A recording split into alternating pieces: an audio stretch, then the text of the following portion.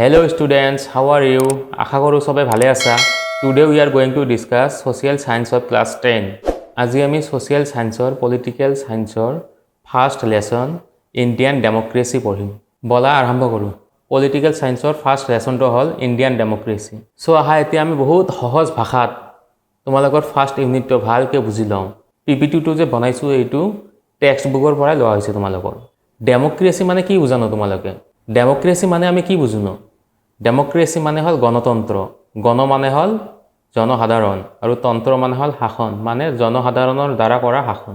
ডেমক্ৰেসি is the system of government where the citizen exercise power by voting.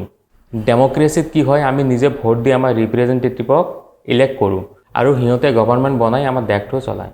যদি আমি চাব যাওঁ, ডেমক্ৰেসি ৱাৰ্ডটো গ্ৰীক শব্দৰ পৰা আহিছে। Demos means people and kratos means rule or power, মানে মানুহৰ দ্বাৰা কৰা ৰুল। ডেমক্ৰেসিৰ কোৰ আইডিয়া কি হয়? Rule of the people, by the people, for the people, মানে জনসাধাৰণৰ শাসন ৰাইজৰ দ্বাৰা শাসন কৰে আৰু ৰাইজৰ বাবে শাসন কৰে।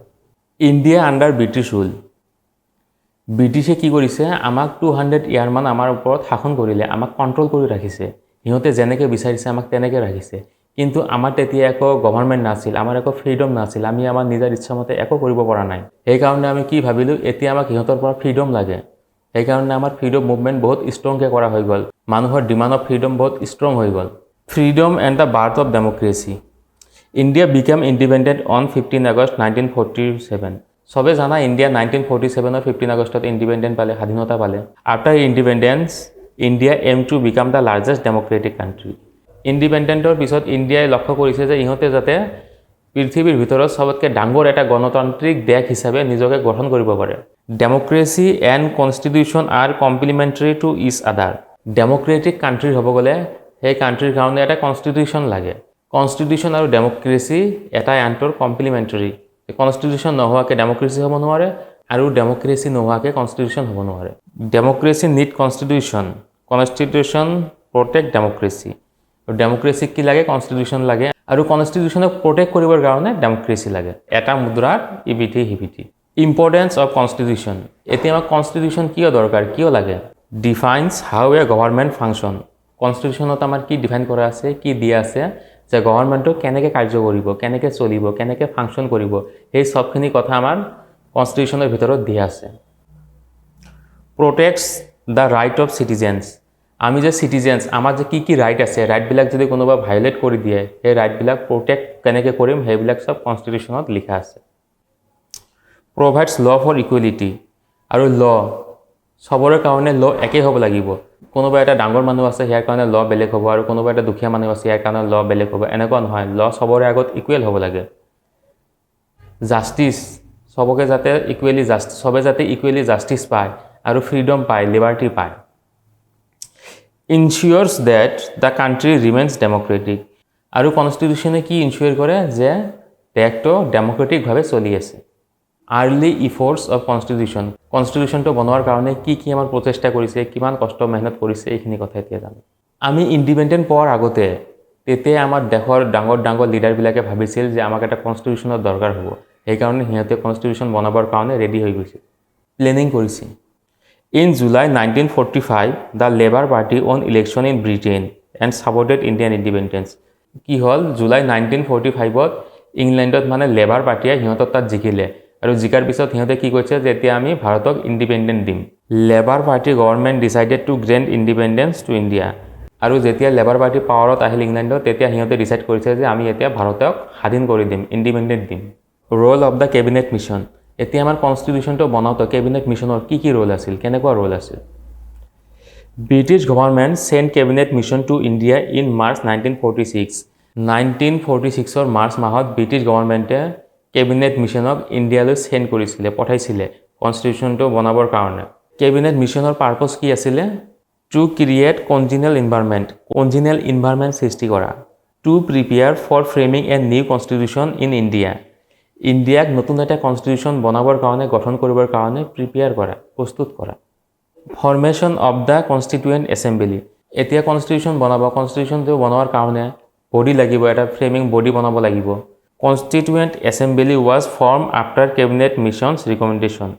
কেবিনেট মিছন যে আহিছিলে কেবিনেট মিছনে ৰিকমেণ্ডেশ্যন দিলে কেনেকৈ কি কৰিব সেই ৰিকমেণ্ডেশ্যনৰ পিছত আমাৰ কনষ্টিটুৱেণ্ট এছেম্বলি বনালে first sitting 9 December 1946 constituent assembly first বৈঠক কেতিয়া হৈছিলে 9 ডিচেম্বৰ 1946 এইটো কিন্তু বহুত ইম্পৰ্টেণ্ট কুৱেশ্যন এক্সামত আহিয়ে থাকে doctor Sachchidananda Sinha presided over the meeting আৰু সেই কনষ্টিটুৱেণ্ট এছেম্বলি মিটিংটো কোনে প্ৰেচাইড কৰিছে doctor Sachchidananda Sinha doctor Rajendra Prasad was later elected as the permanent president first as Sinha আছিলে তাৰপিছত ডক্টৰ ৰাজেন্দ্ৰ প্ৰসাদ কি হ'ল এজ এ পাৰ্মানেণ্ট মেম্বাৰ হিচাপে চিলেক্ট হ'ল work for the constituent assembly constitution হ'বৰ কাম কি আছিলে held 11 sessions for preparing the কনষ্টিটিউশ্যনটো বনাবৰ কাৰণে সিহঁতে কি কৰিছে 11টামান ছেশ্যন বৈঠক হৈছিলে debate and discussed each aspect carefully আৰু কনষ্টিটিউশ্যন বনাবৰ কাৰণে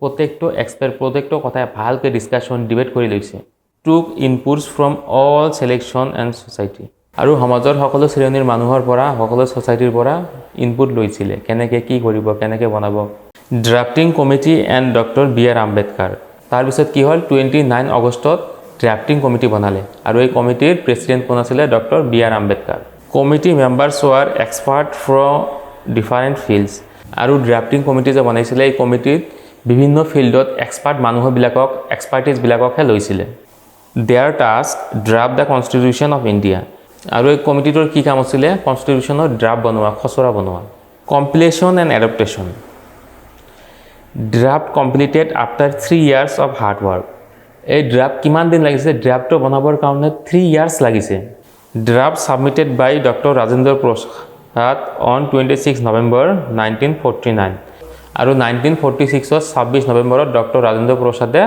আমাৰ কনষ্টিটিউশ্যনৰ ড্ৰাফ্টটো ছাবমিট কৰিছিলে constitution came into effect on 26 January 1950 আৰু কনষ্টিটিউশ্যন কি হৈছে 26 জানুৱাৰী 1950হে ইনেক্ট হৈছে কাৰ্যকৰী হৈছে যদিও 26 নৱেম্বৰত কমপ্লিট হৈছিলে কিন্তু লগে লগে ইনেক্ট কৰা নাই 26 জানুৱাৰী 1950হে কাৰ্যকৰী কৰিছে ইম্পেক্ট অফ নিউ কনষ্টিটিউশ্যন এতিয়া কনষ্টিটিউশ্যনটো যে হৈ গ'ল তাৰপিছত কি ইম্পেক্ট পৰিছে India became a republic India গণৰাজ্যত পৰিণত হ'ল started working according to its own law India যেতিয়া সংবিধান পাই গ'ল তেতিয়া ইণ্ডিয়া নিজৰ ল অনুসৰি কাম কৰা আৰম্ভ কৰিলে